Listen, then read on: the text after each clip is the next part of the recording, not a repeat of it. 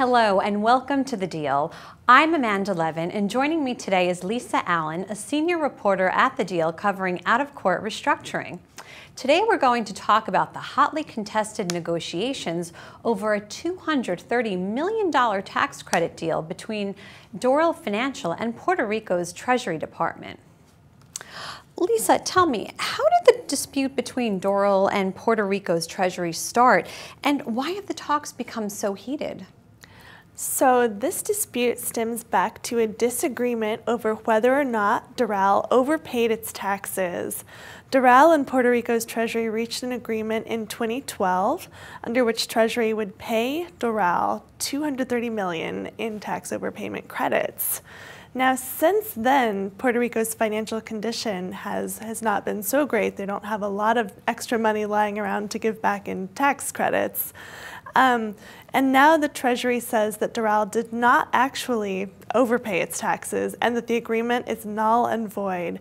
So Doral litigated, and making this even more complicated is that the FDIC said that Doral can no longer count that expected credit as Tier 1 capital, and Doral has until the end of August to give the FDIC a new capitalization plan to meet regulatory requirements.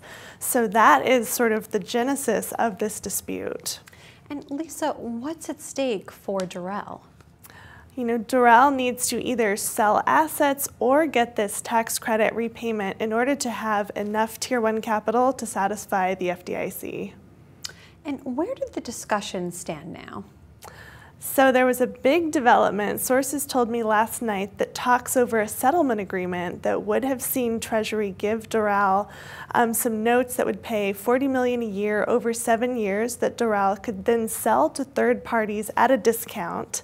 So that was being talked about, but discussions broke down last night when the parties met, and now Doral is taking it back to court, and there will be a hearing on September 16, and the courts will look at this matter again.